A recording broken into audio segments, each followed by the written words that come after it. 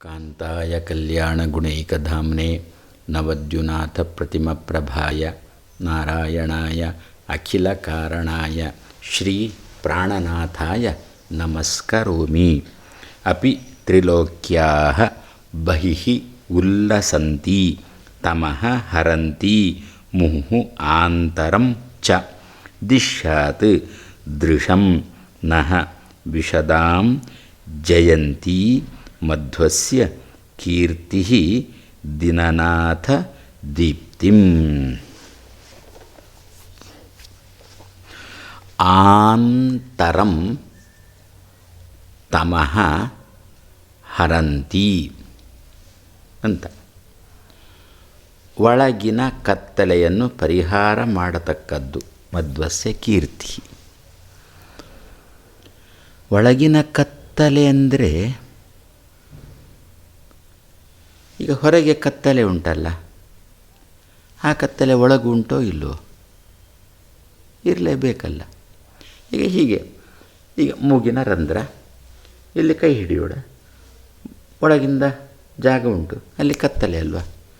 ಯಾವ ಕತ್ತಲೆ? ಇಲ್ಲಿದ್ದ ಕತ್ತಲೆ ಅಲ್ವಾ? ಕಿವಿ, ಇಲ್ಲಿ ಜಾಗ ಉಂಟು, ಹೀಗೆ ಕೈ ಹಿಡಿಯೋಣ, ಕಪ್ಪು ಕತ್ತಲೆ ಉಂಟಲ್ಲ. ಬಾಯಿ ಹೀಗೆ ತೆರೆದ್ರೆ ಹೊರಗಿನ ಬೆಳಕು ಒಳ ಹೋಗುತ್ತೆ, ಹೀಗೆ ಮಾಡಿದರೆ ಒಳಗೆ ಕತ್ತಲೆ ಅಲ್ವ? ಹೊರಗಿನ ಕತ್ತಲೆ. ಹಾಗಾದರೆ ಏನಾಯ್ತು ಈಗ? ಆಂತರಂ ತಮಃ ಹರಂತಿ, ಯಾವುದು? ಮಧ್ವಸ್ಯ ಕೀರ್ತಿ ಆಂತರಂ ತಮಃ ಹರಂತಿ, ಒಳಗಿನ ತಮಸ್ಸನ್ನು ಕಳೆಯುತ್ತದೆ ಅಂತಂದ್ರಿ. ಸೂರ್ಯ ಹೇಗೆ ಹೊರಗಿನ ತಮಸ್ಸನ್ನು ತೆಗೀತಾನೆ, ಕತ್ತಲೆಯನ್ನು ತೆಗೀತಾನೆ, ಮಧ್ವರ ಕೀರ್ತಿಯು ಒಳಗಿನ ತಮಸ್ಸನ್ನು ತೆಗೀತದೆ ಅಂತಂದರೆ ಒಳಗಿರತಕ್ಕಂಥ ಕತ್ತಲೆಯನ್ನೇ ತೆಗೀತದೆ ಅಂತ ಅರ್ಥ ಬರಬಾರ್ದು. ತಮಃ ಅಂತಂದರೆ ಎರಡು ಅರ್ಥ ಉಂಟು. ಅಜ್ಞಾನ ಅಂತಲೂ ಅರ್ಥ ಉಂಟು, ಕತ್ತಲೆ ಅಂತಲೂ ಅರ್ಥ ಉಂಟು. ತಮಸ್ಸು, ಸೂರ್ಯನು ತಮಸ್ಸನ್ನು ತೆಗೀತಾನೆ. ಸೂರ್ಯನಿಗೂ ಮಧ್ವರ ಕೀರ್ತಿಗೂ ಒಪ್ಪಂದ ಆಗಿದೆ.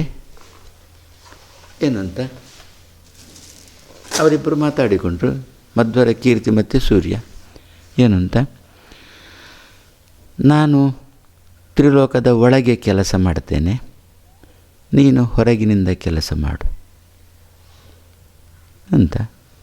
ಆದ್ದರಿಂದ ಹೊರಗೆ, ಮೂರು ಲೋಕದ ಹೊರಗೆ ಬೆಳಕು ಕೊಡುವ ವಿಷಯದಲ್ಲಿ ಸೂರ್ಯ ಬರೋಲ್ಲ, ಮಧ್ವರ ಕೀರ್ತಿ ಉಂಟು. ದೇಹದ ಒಳಗೆ ಇರತಕ್ಕಂಥ ಕತ್ತಲೆಯನ್ನು ಆವಾಗ ಮಧ್ವರ ಕೀರ್ತಿ ಕೇಳಿತು, ನನಗೇನು ಒಳಗಿನಿಂದ ಕೆಲಸವೇ ಇಲ್ವಾ ಅಂತ ಕೇಳಿತು. ಅದಕ್ಕೆ ಸೂರ್ಯನ ಬೆಳಕಂದಿತು, ಒಬ್ಬ ಮನುಷ್ಯನ ದೇಹದ ಒಳಗಿರತಕ್ಕಂಥ ಕತ್ತಲೆ ನೀನು ತೆಗಿ, ದೇಹದ ಹೊರಗಿರುವ ಕತ್ತಲೆಯನ್ನು ನಾನು ತೆಗಿತೇನೆ. ಈಗ ನೀನು ಮಧ್ವರ ಕೀರ್ತಿಯೇ, ನಿನಗೆ ಹೊರಗೆ ಕೆಲಸ ಕೊಟ್ಟಿದ್ದೇನೆ, ಒಳಗೆ ಕೆಲಸ ಬೇಡವಾ ಅಂತ ನೀನು ಕೇಳ್ತಿ. ಮನುಷ್ಯನ ದೇಹದ ಒಳಗೆ ಕೆಲಸ ಕೊಡ್ತೇನೆ.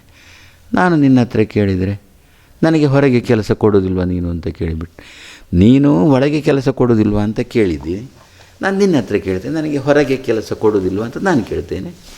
ಏನು ಹೇಳ್ತೀನಿ? ನೀನು ಹೊರಗಿರುವ ಕತ್ತಲೆಯನ್ನು ನೀನು ನಾಶ ಮಾಡು, ಒಳಗಿರುವ ಕತ್ತಲೆಯನ್ನು ಕೀರ್ತಿ ನಾಶ ಮಾಡ್ತದೆ.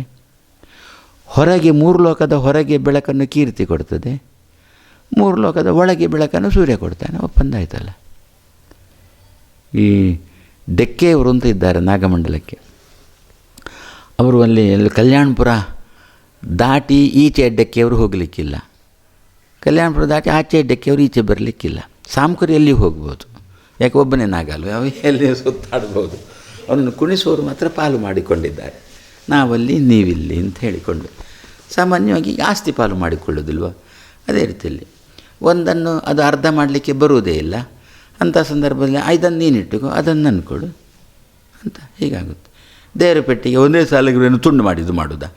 ಅವಾಗ ಇಂಥ ಸಂದರ್ಭದಲ್ಲಿ ದೇವರ ಪೆಟ್ಟಿಗೆ ಸಾಲಿಗ್ರಾಮ ನೀನಿಟ್ಟುಕೋ, ಅದರ ನನಗೆ ದುಡ್ಡು ಇಷ್ಟು ನೀನು ಕೊಡು ಅಂತ ಹೀಗೆ ವಿಭಾಗ ಉಂಟು.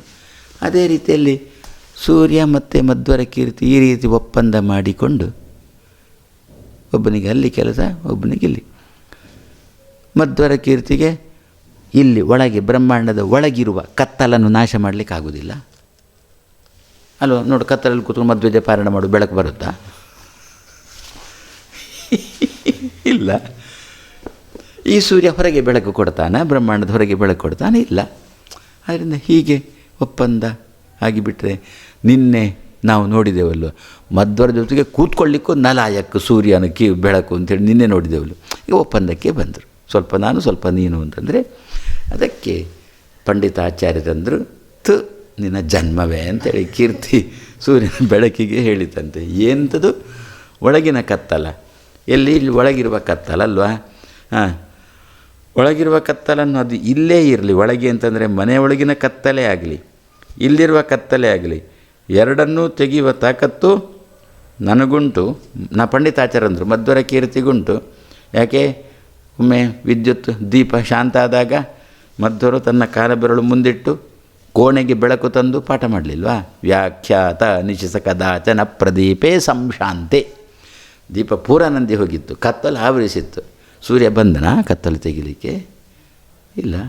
ಮಧ್ವರ ಕಾಲಬೆರಳು ಮುಂದಿಟ್ಟರು, ಬೆಳಕು ಮಾಡಿದರು. ಹಾಗಾದರೆ ಮಧ್ವರ ಕೀರ್ತಿ ಸೂರ್ಯ, ಹೇ ಸೂರ್ಯನೇ, ನಿನಗೆ ಸಂಬಂಧಪಟ್ಟ ಕತ್ತಲನ್ನು ತೆಗೆಯುವ ತಾಕತ್ತು ಮಧ್ವರ ಕೀರ್ತಿಗುಂಟು. ಮಧ್ವರ ಕೀರ್ತಿಗೆ ಸಂಬಂಧಪಟ್ಟಂಥ ಕತ್ತಲನ್ನು ತೆಗೆಯುವ ತಾಕತ್ತು ಸೂರ್ಯನಿಗಿಲ್ಲ. ಎಷ್ಟೇ ಸೂರ್ಯನ ಬೆಳಕು ಬರಲಿ, ನನಗೆ ಭಗವಂತನ ಬಗ್ಗೆ ಅಜ್ಞಾನ ಹೋಯಿತು, ಈಗ ಬೆಳಕಾಯಿತು, ಸೂರ್ಯನ ಬೆಳಕು ಬಂದಿದೆ, ಯಾರಾದರೂ ಹೇಳುವುದುಂಟಾ? ಇಲ್ಲ, ಅದಾಗುವುದಿಲ್ಲ. ಅದಕ್ಕೆ ಅಂದರು ಪಂಡಿತಾಚಾರ್ಯರು, ಆಂತರಂ ತಮಃ ಅಂದರೆ ಒಳಗಿನ ತಮಸ್ಸು. ತಮಸ್ಸು ಅಂದರೆ ಕತ್ತಲೆ, ಅಂದರೆ ಆಂತರಂ ಒಳಗಿನ ಕತ್ತಲು. ಆಂ ತರಂ ತಮಃ, ಆಂ ತರಂ ತಮಃ. ಆಂತರಂ ತಮಃ ಅಂತೇವಲ್ಲ, ಅಂತರ ಅಂದರೆ ಒಳಗೆ, ಆಂತರ ಅಂದರೆ ಒಳಗಿನ ಸಂಬಂಧಪಟ್ಟದ್ದು. ಸ್ವಲ್ಪ ಬಿಡಿಸೋಣ. ಆಂ ತರಂ ತಮಃ. ಆಂ ಏನರ್ಥ? ಆಂ ಅಂದರೆ ಅಂದರೆ ಅಜ, ಇಂ ಅಂದರೆ ಇಂದ್ರ, ಈಂ ಅಂದರೆ ಈಶ, ಅಂದರೆ ಉಗ್ರ, ಕಂ ಅಂದರೆ ಕಪಿಲ, ಗಂ ಅಂದರೆ ಗರುಡಾಸನ. ಅದೇ ರೀತಿಯಲ್ಲಿ ಆಂ ಅಂದರೆ ಆನಂದ. ಆನಂದನಿಗೆ ಸಂಬಂಧಪಟ್ಟದ್ದು, ಆನಂದನಿಗೆ ಸಂಬಂಧಪಟ್ಟು ಅದು ತರಂ ದಾಟಿಸತಕ್ಕದ್ದಾಗಬೇಕು. ಒಳಗಿನ ತಮಸ್ಸು ಕತ್ತಲೆ ಉಂಟಲ್ಲ, ಅದು ಎಂತಹ ಕತ್ತಲೆ ಅಂತಂದರೆ ಹೊರಗಿರತಕ್ಕಂಥ ಕತ್ತಲೆಯಂತೆ ಇರುವ ಕತ್ತಲೆ ಅಲ್ಲ. ಮತ್ತು ಆನಂದ ನಾಮಕ ಭಗವಂತನನ್ನು ತರಂ ತನೋತೀತಿ ತರಂ ಅಂತ ಮಾಡೋಣ. ತನೋತಿ ವಿಸ್ತಾರಯತಿ ಆಚ್ಛಾದಯತಿ, ತನು ವಿಸ್ತಾರೆ. ಆನಂದ ನಾಮಕ ಭಗವಂತನ ಬಗ್ಗೆ ವಿಸ್ತೃತವಾದ ತಮಸ್ಸು ಉಂಟು ಒಳಗೆ.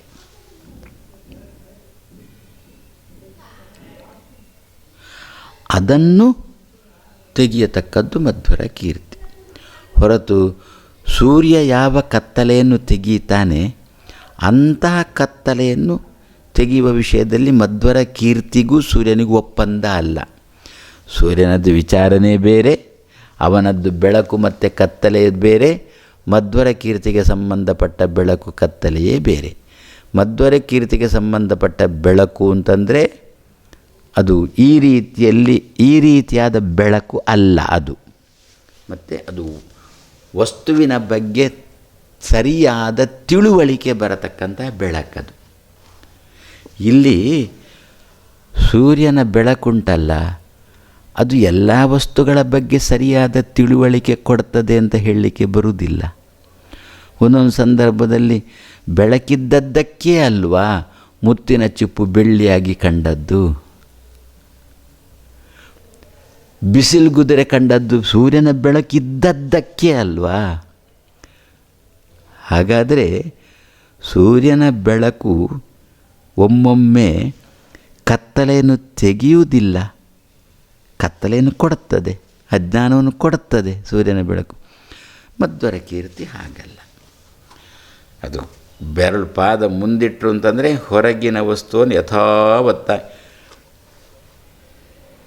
ಪಾದದ ಬೆರಳನ್ನು ಮುಂದಿಟ್ಟು ಶಿಷ್ಯರ ಹತ್ರ ಓದಿ ಅಂತಂದಾಗ ಯಾವ ಶಿಷ್ಯನೂ ಕೂಡ ಅಬದ್ಧವಾಗಿ ಓದಲಿಲ್ಲ, ಸರಿಯಾಗಿಯೇ ಓದಿಕೊಂಡು ಹೋದ.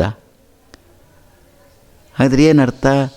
ಮಧ್ವರ ಕೀರ್ತಿಗೆ ಸೂರ್ಯನಕ್ಕಿಂತ ಹೆಚ್ಚು ತಾಕತ್ತುಂಟು ಅಂತಾಯಿತು. ಮಧ್ವರ ಕೀರ್ತಿ ಹೊರಗಿನಿಂದ ಬೆಳಕನ್ನು ಕೊಟ್ಟು ವಸ್ತುವನ್ನು ತೋರಿಸ್ತದೆ, ಯಥಾವತ್ತಾಗಿಯೇ ತೋರಿಸ್ತದೆ. ಮಧ್ವರ ಕೀರ್ತಿ ಎಂದೂ ಕೂಡ ವಿಪರೀತವಾಗಿ ತೋರಿಸುವುದೇ ಇಲ್ಲ ವಸ್ತುವನ್ನು. ಸೂರ್ಯನ ಬೆಳಕು ಹಾಗಲ್ಲ, ಒಮ್ಮೊಮ್ಮೆ ವಿಪರೀತವಾಗಿಯೂ ಕೂಡ ತೋರಿಸ್ತದೆ. ಆದ್ದರಿಂದ ಒಳಗಿನ ಕತ್ತಲೆ ಅಂತಂದರೆ ಈ ಕತ್ತಲೆ ಅಲ್ಲ, ಮತ್ತು ಆನಂದ ನಾಮಕ ಭಗವಂತನಿಗೆ ಸಂಬಂಧಪಟ್ಟ ಕತ್ತಲೆ ಅಂದರೆ ಅಜ್ಞಾನ ಅಂತ ಅರ್ಥ. ಇಂತಹ ಅಜ್ಞಾನವನ್ನು ನಾಶ ಮಾಡತಕ್ಕಂಥದ್ದು ಮಧ್ವರ ಕೀರ್ತಿ. ಅದು ದಿನನಾಥ ದೀಪ್ತಿಂ ಮಧ್ವಸ್ಯ ಜಯಂತೀ ಕೀರ್ತಿ. ಎಲ್ಲ ಕಡೆಯೂ ಕೂಡ ಜಯವನ್ನೇ ಕೊಡುವ ತಾಕತ್ತುಳ್ಳ ಮಧ್ವರ ಕೀರ್ತಿ ದಿನನಾಥ ದೀಪ್ತಿಂ ವಿಶದಾಂ ದೃಶಂ ದಿಶ್ಯಾತ್. ಆದರೂ ನಮಗೆ ಸೂರ್ಯನ ಬೆಳಕು ದೊಡ್ಡದೇ. ಸೂರ್ಯನಿಗಿಂತ ದೊಡ್ಡ ದೇವತೆಗಳು ಬೇಕಾದರೆ ಸೂರ್ಯನ ಬೆಳಕಲ್ಲಿ ದೋಷವನ್ನು ಹೇಳಲಿ. ನಾವು ಹೇಳುವ ಅಧಿಕಾರಿಗಳಲ್ಲ, ದೋಷವನ್ನು ಹೇಳುವ ಅಧಿಕಾರಿಗಳಲ್ಲ. ನಾವೇನು ಹೇಳೋದು ಅಂತಂದರೆ ಸೂರ್ಯನ ಬೆಳಕು ಹೇಗೆ ನಮಗೆ ವಸ್ತುವಿನ ಚಿತ್ರಣ ಸ್ಪಷ್ಟವಾಗಿ ಕೊಡ್ತದೋ, ದಿನನಾಥಸ್ಯ ವಿಶದಾಂ ದೀಪ್ತಿಂ ದಿನನಾಥವತ್ ಅಂತ ಮಾಡೋಣ. ದಿನನಾಥವತ್ ಸೂರ್ಯನಂತೆ ಸ್ಪಷ್ಟವಾದ ಚಿತ್ರಣವನ್ನು, ದೀಪ್ತಿಂ ಬೆಳಕನ್ನು, ಸ್ಪಷ್ಟವಾದ ಬೆಳಕನ್ನು ದಿಶ್ಯಾತ್ ಮಧ್ವರ ಕೀರ್ತಿ ಕೊಡಲಿ. ನಾವು ಮಧ್ವರ ಕೀರ್ತಿ ಹತ್ರ ಪ್ರಾರ್ಥನೆ ಮಾಡೋದು ಏನು ಅಂತ, ಸ್ಪಷ್ಟವಾದ ದೃಷ್ಟಿ ಕೊಡು ಅಂತ, ವಸ್ತು ಸ್ಪಷ್ಟವಾಗಿ ಕಾಣುವಂತೆ ಅನುಗ್ರಹ ಮಾಡು ಅಂತ ಮಧ್ವರ ಕೀರ್ತಿಯಲ್ಲಿ ಕೇಳುವುದು. ಆವಾಗ ಮಧ್ವರ ಕೀರ್ತಿ ನಮ್ಮ ಹತ್ರ ಕೇಳ್ತದೆ. ಯಾವ ರೀತಿ ಅಂತ ಕೇಳ್ತದೆ. ಅದಕ್ಕೆ ನಾವು ಉದಾಹರಣೆ ಕೊಡುವುದು, ದಿನನಾಥನಂತೆ ನನಗೆ ದೀಪ್ತಿಯನ್ನು ಕೊಡು. ದಿನನಾಥ ಹೇಗೆ ಬೆಳಕನ್ನು ಕೊಟ್ಟು ವಸ್ತುವಿನ ಸ್ಪಷ್ಟ ವಿಶದಾಂ ದೃಷ್ಟಿಂ, ವಸ್ತುವಿನ ಸ್ಪಷ್ಟ ದೃಷ್ಟಿಯನ್ನು ನಮಗೆ ಕೊಡ್ತಾನೋ, ಅದೇ ರೀತಿಯಲ್ಲಿ ದಿನನಾಥವತ್ ಸೂರ್ಯನಂತೆ ನಮಗೆ ಸ್ಪಷ್ಟವಾದ ದೃಷ್ಟಿಯನ್ನು, ಆ ವಸ್ತುವಿನ ಬಗ್ಗೆ ಸ್ಪಷ್ಟವಾದ ಬೆಳಕನ್ನು, ಅರ್ಧರ್ಧ ಬೆಳಕಲ್ಲ, ಸ್ಪಷ್ಟವಾದ ಬೆಳಕು, ಸ್ಪಷ್ಟವಾದ ದೃಷ್ಟಿ. ಬೆಳಕು ಸ್ಪಷ್ಟವಾಗಿ ಇದೆ ವಸ್ತುವಿನಲ್ಲಿ. ತಿಳ್ಕೊಳ್ಳುವಾಗ ನಮ್ಮ ಕಣ್ಣಲ್ಲಿ ದೋಷ ಇದ್ದರೆ ಅದಕ್ಕೆ ದೃಶಂ, ವಿಶದಾಂ ದೃಶಂ, ಸ್ಪಷ್ಟವಾದ ಕಣ್ಣನ್ನು, ದೋಷರಹಿತವಾದ ಕಣ್ಣನ್ನು. ಕಣ್ಣಲ್ಲಿ ಕಾಮಾಲೆ ಇದ್ದರೆ ಎಷ್ಟೇ ಸೂರ್ಯ ಬೆಳಕು ಇದ್ದರೂ ಕೂಡ ಎಲ್ಲ ವಸ್ತುಗಳು ಹಳದಿಯಾಗಿಯೇ ಕಾಣುತ್ತದೆ. ಆದ್ದರಿಂದ ಯದ್ಯಪಿ ವಸ್ತುವಿನ ಮೇಲೆ ಬೆಳಕು ಸ್ಪಷ್ಟವಾಗಿ ಬಿದ್ದಿದೆ, ನಮಗೆ ಕಣ್ಣಲ್ಲಿ ದೋಷ ಇದ್ದದ್ದರಿಂದ ವಸ್ತು ವಿಪರೀತವಾಗಿ ಕಾಣುತ್ತದೆ. ಅದಕ್ಕೆ ಈಗ ಮಧ್ವರ ಕೀರ್ತಿ ಹತ್ರ ಕೇಳೋದು ಏನು ಅಂತ, ದಿನನಾಥವತ್ ಸೂರ್ಯನಂತೆ ವಿಶದಾಂ ದೀಪ್ತಿಂ ಸ್ಪಷ್ಟವಾದ ಬೆಳಕನ್ನು, ವಿಶದಾಂ ದೃಶಂ ಸ್ಪಷ್ಟವಾದ ದೃಷ್ಟಿಯನ್ನು. ಬೆಳಕು ಮಾತ್ರ ತುಂಬ ಇದ್ದರೆ ಸಾಲದು, ದೃಷ್ಟಿ ಚೆನ್ನಾಗಿರಬೇಕು. ದೃಷ್ಟಿ ಮಾತ್ರ ಚೆನ್ನಾಗಿದ್ದರೆ ಸಾಲದು, ತುಂಬ ಬೆಳಕು ಬೇಕು. ಅದಕ್ಕೋಸ್ಕರ ತುಂಬ ಬೆಳಕು ಕೊಡತಕ್ಕಂತಹ ವ್ಯಕ್ತಿ ಯಾರು ಅಂತಂದರೆ ಸೂರ್ಯ.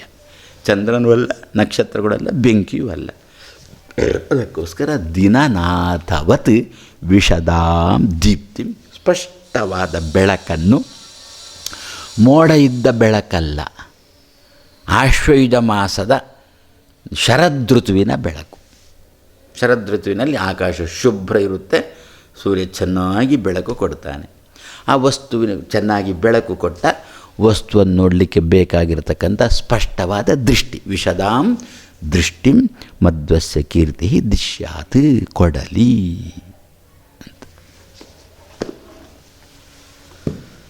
ನಾರಾಯಣ.